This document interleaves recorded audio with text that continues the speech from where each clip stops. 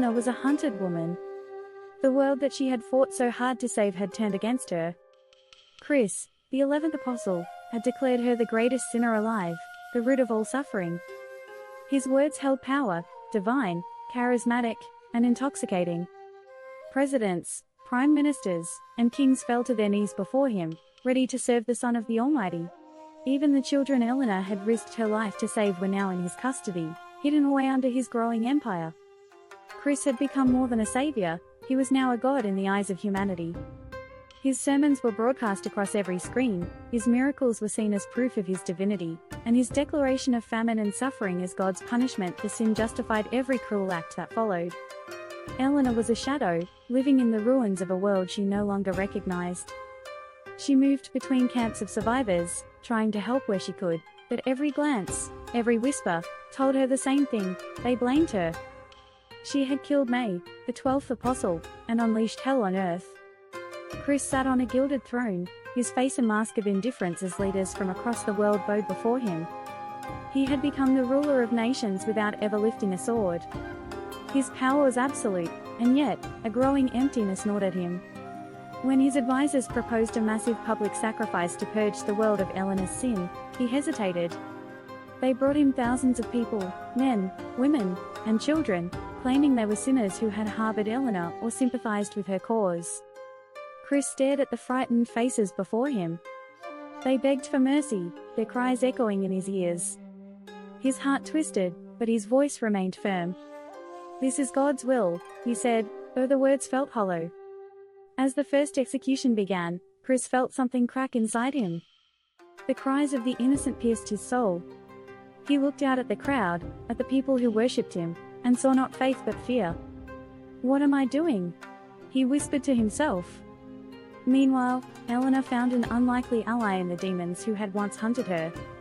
They came to her in the dead of night, their forms twisted and horrifying, their voices dripping with malice. "You see it, don't you?" one hissed. "How God lets his chosen boy run wild, spreading misery in his name. Is this really his plan?" Another sneered. "All those innocent lives lost because of one mistake?" Eleanor clenched her fists. "You're demons.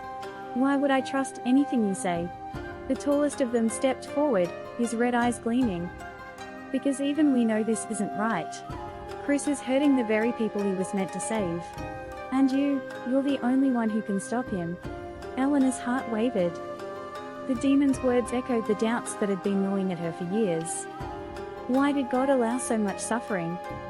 Why did he let his chosen one descend into madness? Was this truly part of some grand, divine plan? The day came when Chris stood before another crowd, ready to deliver another sermon. But as he looked out at the sea of faces, he saw not hope but despair. He saw mothers clutching their starving children, men with hollow eyes, and leaders who looked at him with thinly veiled hatred, waiting for him to fall. He raised his hands to speak, but the words caught in his throat. For the first time, he felt the weight of what he had done. The sacrifices, the famine, the chaos, all of it was his doing. "I am no savior," he said, his voice trembling. The crowd fell silent. "I've called myself the Son of God, but I see now that I am nothing but a fraud. A false prophet." Gasps rippled through the crowd. His advisors tried to silence him, but Chris continued, his voice growing louder. "I have hurt the very people I was meant to protect. I've let power corrupt me. And for what? To hunt one woman who was only trying to save us all?" Tears streamed down his face as he fell to his knees. "I can't do this anymore. If there is any truth in me, let it be this: I need Jesus. I need him to take this burden from me." Chris's confession sent shockwaves across the world. His followers, once devout, now wavered. Many saw his words as a sign of weakness. The leaders who had allied themselves with him turned against him, their ambitions outweighing their faith. "God doesn't need a broken boy to lead his people," one president sneered. "We can rule ourselves." But the greatest betrayal came from within. The demons who had once whispered in Chris's ear now sought to destroy him. They revealed their deals with world leaders, exposing the corruption and lies that had fueled his rise to power. As chaos erupted, Eleanor saw her chance. She stepped into the light, her presence a shock to the world. The woman they had hunted, the satanic lunatic, now stood before them, unbroken and unafraid. Chris looked at her, his eyes filled with shame. "I'm sorry," he whispered. Eleanor nodded, her voice soft but firm. "It's not too late, Chris. You can still make things right." Chris took a deep breath and raised his hands. "People of the world," he said, "I've made mistakes. But Eleanor is not our enemy. She is our hope." Chris stepped down from his throne, and the famine lifted. The world began to heal, but the scars remained. Eleanor and Chris worked together to rebuild what had been lost, their shared burden drawing them closer. As for the demons, their plans were thwarted, their power diminished. Eleanor knew they would return, but for now, there was peace.